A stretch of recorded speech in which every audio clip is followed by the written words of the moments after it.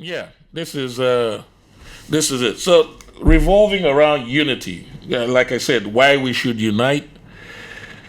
Uh, when we are individually ununited, disjointed, and compromised, yet we still go around talking about uniting and believing that we'd be able to solve problems. We never see it happen because of the individual, the commitment the individual has to make towards the world being better. If the individual cannot commit to improving their own character, how can the individual commit to something as grandiose as securing a continent?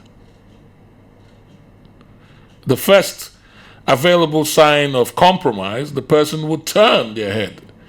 The first 6 zeros they see, they will betray their brother. If we sit down and look at all the black revolutionaries that have been killed around the world, they have all been killed by black people. And usually the people who were alongside, beside them, carrying out the revolutionary act. Well, apart from maybe Malcolm X and Martin Luther King. Those two, I think, are the exception. But look at Thomas Sankara, Patrice Lumumba, to name a few. You know, it is not the so-called enemy that killed him. Our own kind killed our own kind. Black Lives Matter. Anyway, let's move on. So the second quote is very interesting. It kind of like has to do with the first two, but you know, the Art of War talks about stratagem and a different format. So stratagem is where the first quote came from. This one has to do with tactical depositions. And two very interesting ones. It's kind of like repetitious, but I'll read them both anyway. It says, Sun Tzu said, the good fighters of old put themselves beyond the possibility of defeat and then waited for an opportunity of defeating the enemy. I'll repeat that again. The good fighters of old first put themselves beyond the possibility of defeat, preparation, and then waited for the opportunity of defeating the enemy. To secure ourselves against defeat lies in our own hands. Commitment. But the opportunity of defeating the enemy is provided by the enemy himself. Knowing thy enemy. When you know yourself, then you can prepare for literally any kind of threat that is actually going to come in front. The idea of preparation is important. I think since the beginning of this year, I've been talking about, even the last video I did, which I did on Sunday, was about in anticipation of what would happen post-COVID and how to prepare for post-COVID, sort of. And if we sit down and we think about this, you know, like what it says, the short memory. The good fighters of old put themselves beyond the possibility of defeat first. So they had, they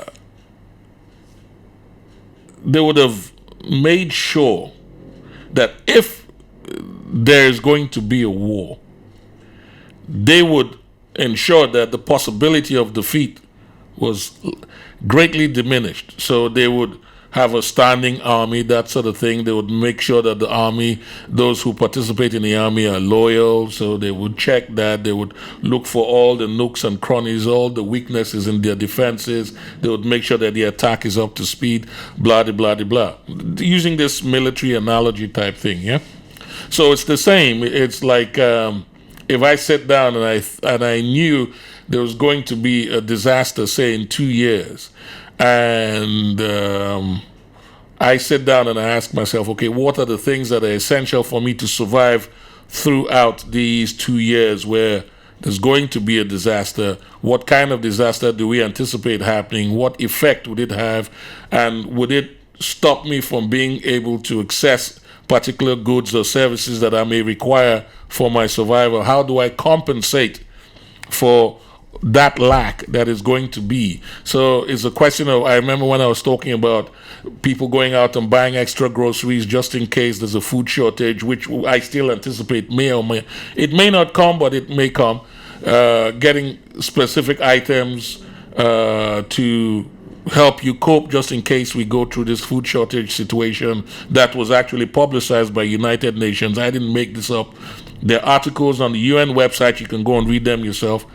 And they're talking about the anticipation of food shortages happening starting from last year. It's supposed to carry until 2023, I think. Then you look, okay, fine, there's going to be food shortage. So what are the things that I don't need to, or that I need to go out and buy? I get most of that when I go grocery shopping. If I buy 2, normally now I buy 4, I save 2 things that are going to last for a year or 2. They're not going to expire quickly. Then I can actually stockpile what I need in order to cope. The ones that I perishable, I know I have to get a small garden somewhere where I can grow some of my vegetables, so I can just pick them up and cut. And these things I do, so I'm not talking about what I don't do. Most of the fruits and vegetables I eat come from my farm. So then we look at the financial situation. Like I said, my recommendation for everybody was to buy precious metals, regardless of how small you have. Save your money in precious metals. So if there's a huge depreciation in the value of whatever currency that you use, you wouldn't be affected so much because all the central banks go back to gold anyhow. So now you take this particular philosophy and you apply it to different segments of your life: economics, education, entertainment, whichever direction you want to go to, and be prepared for the eventuality of what may or may not come. Ultimately, if it doesn't come, you still have them, they're yours. If it comes, then you were prepared. Rather than be in a situation of chosen ignorance and be like, nah, everything will be all right. Remember what happened in the UK and America with regards to toilet roll when Corona first broke out? Toilet roll. And that was based on propaganda. You didn't really need it. It was just based on propaganda. So you can imagine how dependent people are on the mainstream media